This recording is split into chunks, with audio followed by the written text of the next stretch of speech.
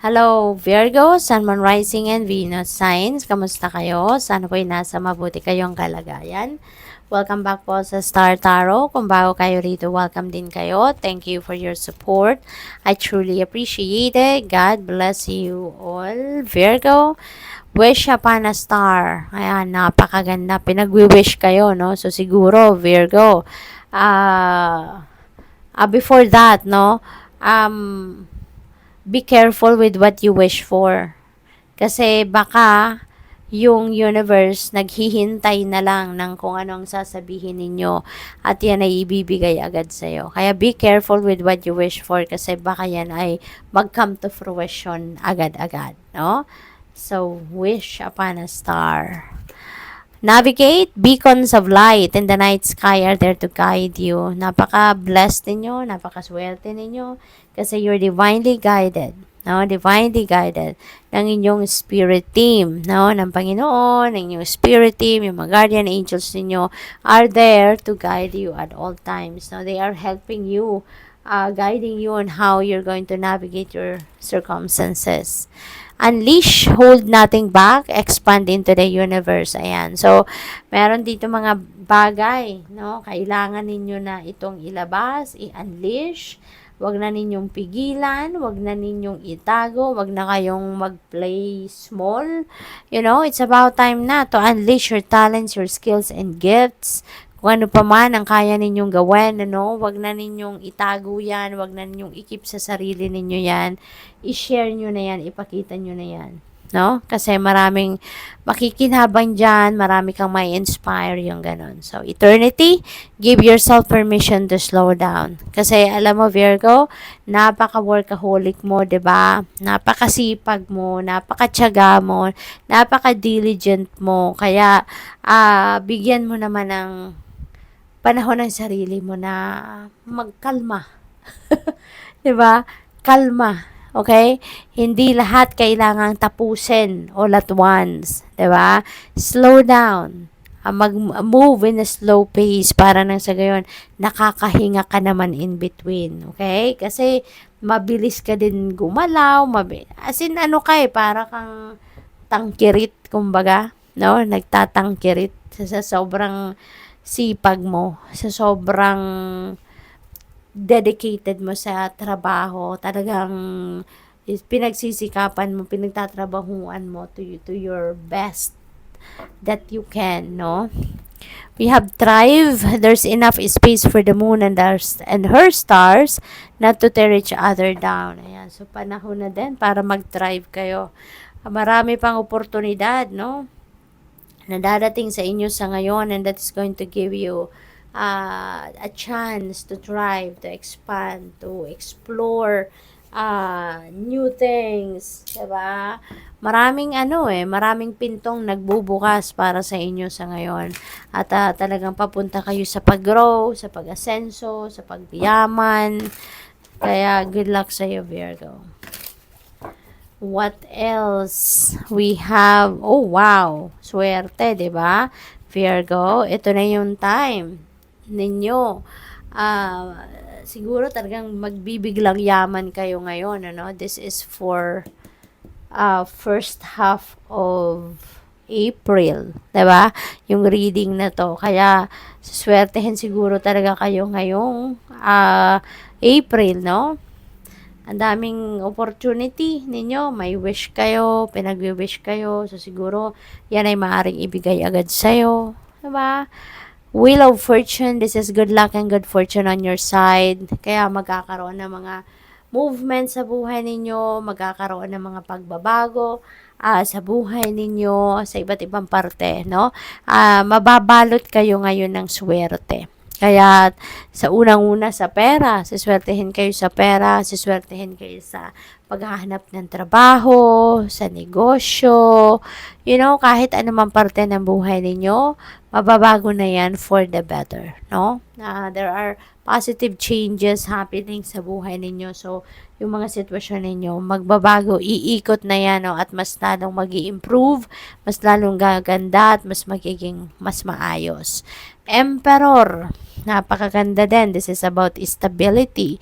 So, this could be stability pagdating sa inyong money, career, and finances, family and relationships, friendships, yung ganon.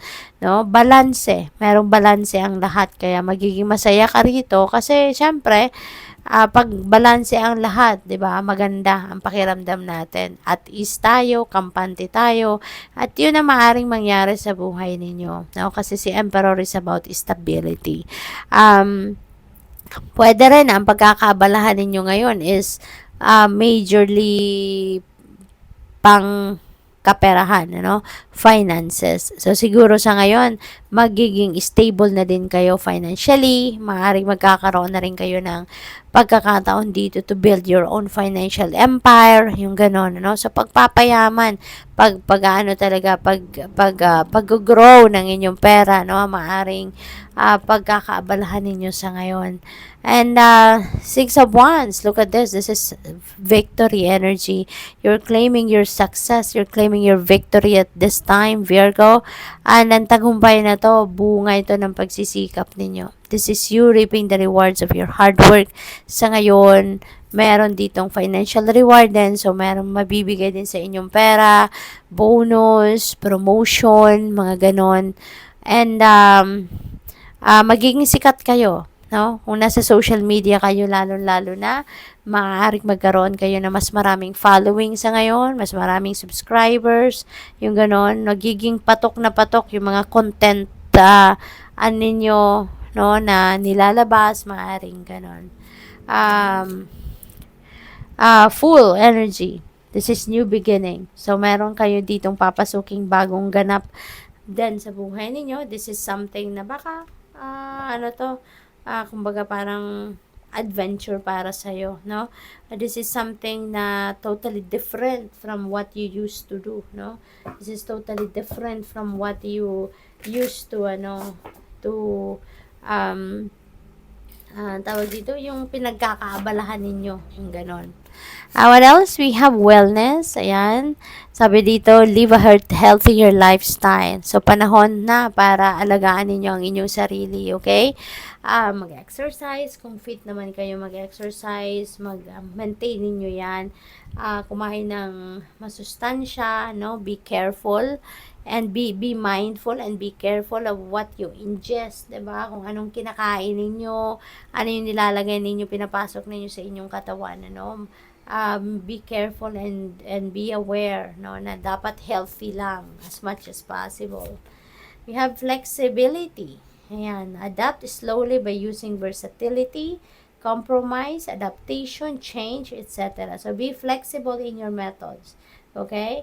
So, matuto din kayong mag-adapt, no? To new environment, to new things, or baka matuto din kayo na mag-welcome, no? Ng mga opinion ng iba, diba? Baka mayroong mga ideas ang iba na mas ikakabuti ninyo, yung ganon. So, be receptive as well. What else? Holy moly, Virgo, magiging mayaman talaga kayo. Look at this, there's wealth. At ang maganda rito, sabi dito, you are moving towards real wealth and prosperity. Diba? Napakaganda. Totoo na to. Kumbaga, todo na to. Look at you. Ikaw ito na naglalakad dito sa gold coins na nandiyan sa daan. So, papunta talaga kayo sa pagyaman, papunta kayo sa pag-asenso, papunta kayo sa pagiging wealthy. Kaya keep up the great work. Okay? Focus lang kayo talaga sa kung ano man ang inyong ginagawa. 'Di ba? Kung meron mga opportunity dyan na kumakatok sa inyo for pagkakaperahan, investment, sige, tignan ninyo, consider them, no? Pag-aralan ninyo. Kasi baka nandiyan dyan yung kayamanan. What else? We have independence. Manage money yourself. Wow. Independence guarantees security. Don't depend on others. Wow. 'Di ba? Saktong-sakto ito na meron kayong wealth kasi great reminder ito para sa inyo na don't depend on others pagdating sa pagmamanage ng inyong pera.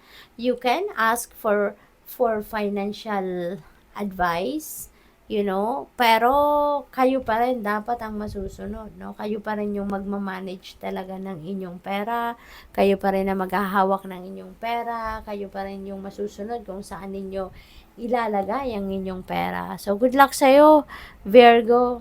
I-ready mo na yung mga paglalagyan mo ng pera at marami-rami ito maaring dumating. Good luck sa'yo. Thank you for watching. Love and light. Namaste.